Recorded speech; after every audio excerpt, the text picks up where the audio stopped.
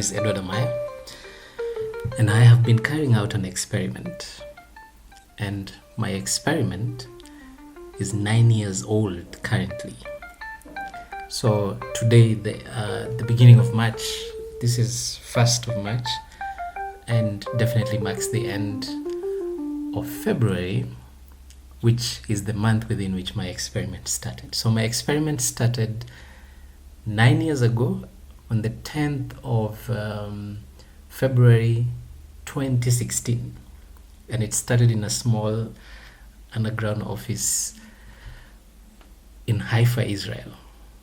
And at the time, I'll tell you a story. At the time, I was trying to learn about social media marketing and social media management, and I was trying to kind of learn how to do it myself so that I can help others to do the same thing.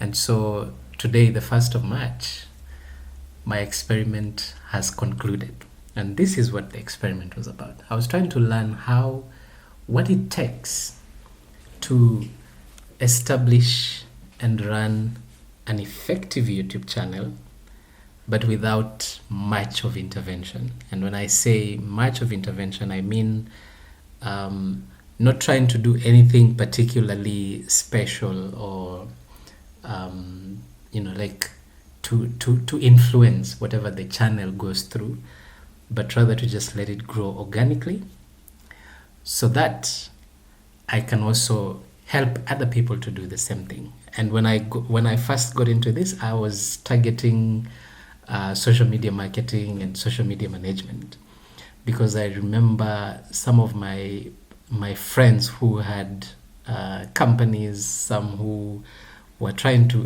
get into this social media space, were really struggling with how to do this organically. And so I thought, what better way to do it than to learn to do it myself? Then I can help any other person. And so when I started, I actually didn't plan anything. All I planned was I will talk about this particular experiment when I reach 1,000 subscribers. And unfortunately, I have not yet hit 1,000, but I felt like since I started 9 years ago and I'm on 993 subscribers and about 847 views or watch hours, I think I'm now qualified to talk about it. And when I started this channel, but at the time I was just doing, basics. I was not doing much. Like I was just doing one video after a very long time, and I think it's been like that for a very long time. And primarily, one of the things that I did at the beginning, let me show you how it looks like. So this is what the channel looks like. I don't know if you can see, if any of you can see it, but so far, this is the number of subscribers, 993. Then we have 135 videos and 111,000 watch time. Now the channel itself has gone through quite an evolution. It never used to be called this. This is a new thing. This came about 2 years ago when I was running a social media campaign for another company. So I think it was time to try and experiment with my own channel as well. And so at the beginning of this particular experiment, I was focusing on like the basics of life. So I did a nightlife in Haifa. Then after that, I came to Kenya. So I stopped. This is 8 years ago. So that's when I posted it. But at the time, I was focusing on the Nairobi's entertainment scene. And so most of the videos that you see on my channel are by, very many upcoming artists at the time who by now, like you look at Googs, for example, Kakera, what was his name? This guy, Ayub Ogada's Kotbiro. I did quite a number of artists who are superstars currently.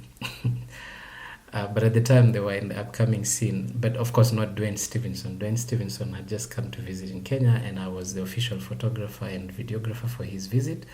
And we facilitated a visit for him to actually come and see the Baha'i Center where he did a workshop. Very nice guy. I did some videos on inventions by artists, Nyotandogo, Morgan Heritage. I covered Ben Sol. Ben Sol was just an upcoming artist, my guy. Like, right now we can't talk about Ben Sol being an upcoming artist. And that's what time does to people, man. I'm so proud of this guy, and I'm so proud to actually witness his journey in the music industry. We had Shingai Kagunda, the poets, the poets of Nairobi, Ivan Irakoze, Miko Migra, my guy, poet Teardrops, this Stella Kivuti, like poets of Nairobi, Raya Kabui, Rick's poet, of course, Manjoro, Kikete, guys who have gone ahead to make such headlines in the industry. Dofan Mutuma, the man. Doffanage was on my radar all the time, together with poet Teardrops and Mufasa. Then we did something on Ali, Swahili Ali. I mean, this was my thing when I was starting out. And so then we did some weddings here and there, most of the things, some short documentaries. And at the time, when music, I think right now she's known by a different name, a lot of the content that I was generating was around the life, around where I was hanging out. And so documentaries on artists, Papa Dennis, God rest his soul in peace.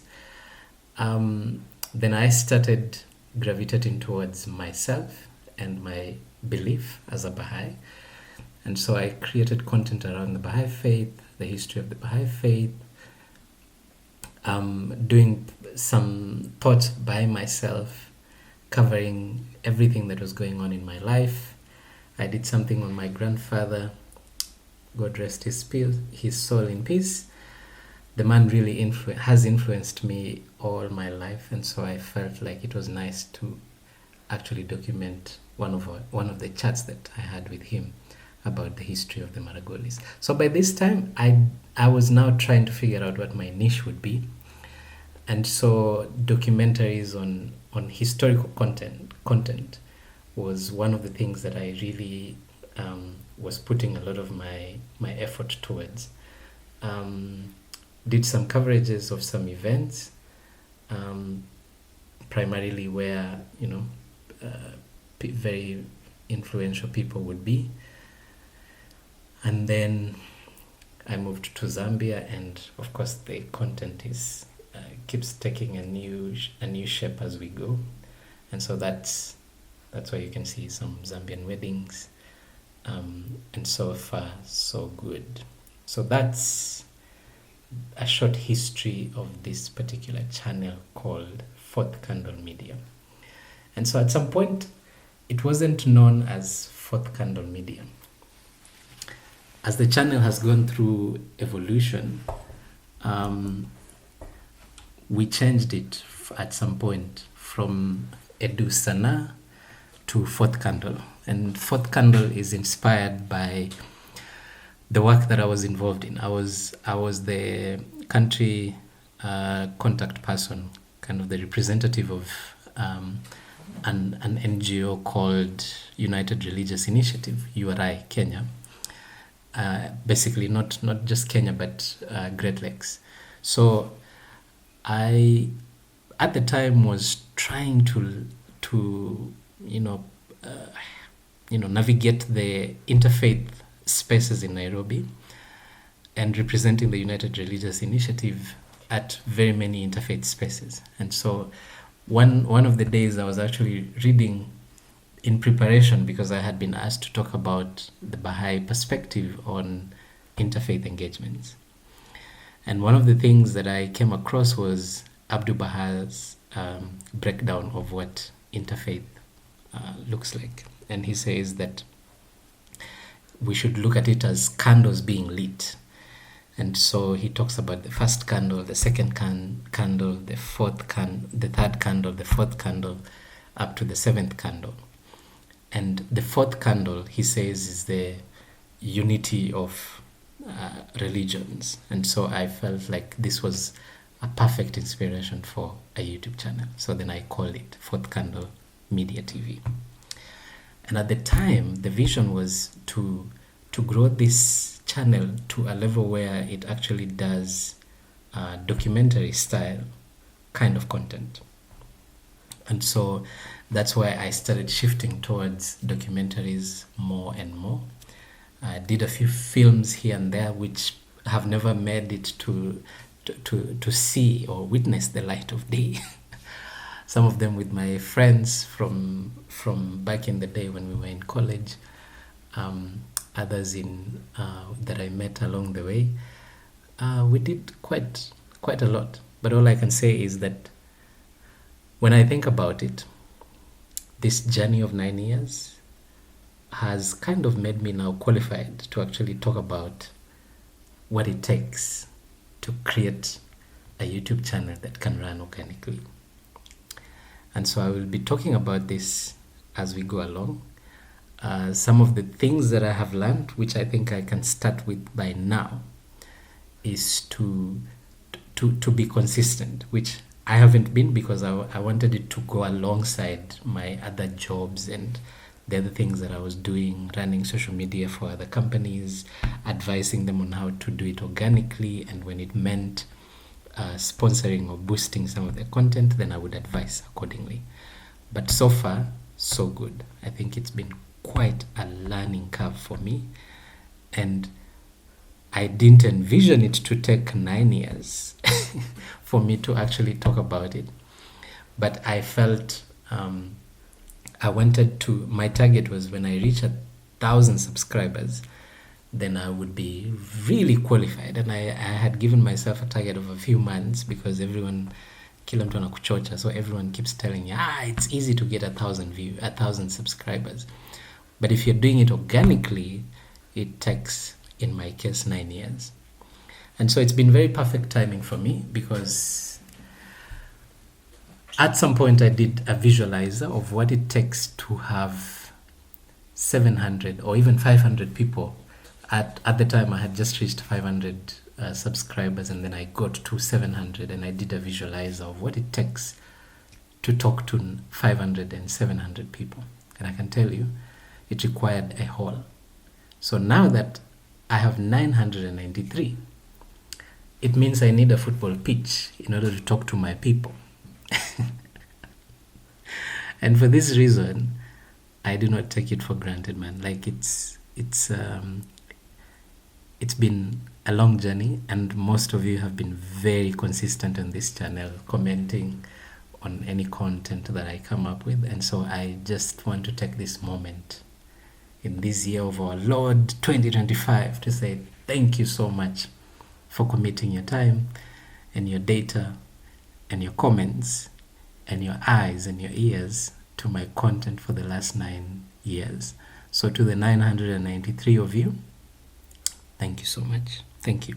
135 videos later, it's been quite an uphill journey to kind of document the learnings that I'm getting. So I will be sharing some of these things as we go along. But I promise that as we go on, then probably I will get a hold of myself to be regular and consistent with content. So if you have any ideas on what you would like me to talk about, or what are some of the suggestions that you may have for me, please put it in the comment under this video, and let's continue to engage. Thank you so much. God bless all of you, and let's keep on creating together. So I'll do another visualizer for what it takes to host 993. If I were to call a party, what would 993 people look like? It's a big crowd. Believe you me, it needs a bigger hall. So thank you so much for committing yourselves to this channel, and let's keep on engaging in the comment section. See you soon.